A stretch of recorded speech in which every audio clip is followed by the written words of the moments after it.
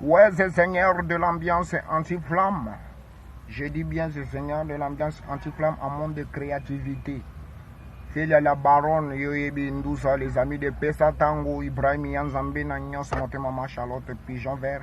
Je dis, il y a toujours des créativités. Tous les cas.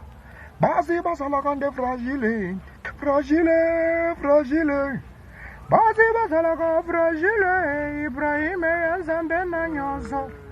Odemaya Mama, Charlotte, Pigeon Vert. Na Londres.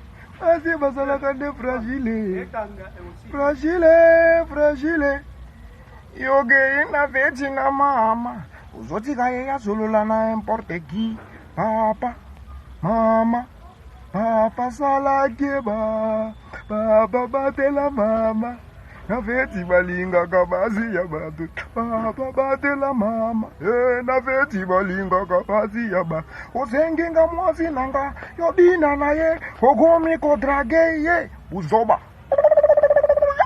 Papa batela mama. Veti balinga kabasi ya batu. Papa batela mama. Kema na veti balinga kabasi ya batu. Ouais, Yvonne Dodak. Hein? Anti-Tata.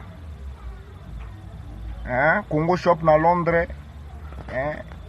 Nodeba na Pessa Tango. Hein? Joli Piripion. Hein? Belinda Mama na Carolina. Hein? Judith Matimbo. Hein? Hein? Bibiane Ngalula. Fanny Samba. Hein? Sylvie Binda. Hein? Hein? Claude Mignon Bilele. Glody Mignon Bilele. Hein? Hein? Vous avez belé bananion sur la Pessa Tango. Sampengombe, Grand Lac. Hein? Hein? Hein? Meraniti Mambote. Donc, na fingi ba mama te, ben na lobi réalité ya basi. Basi basalaka fragile. Soko socha yeli toi. Yoge na veti na mama. Uzoti kaye ya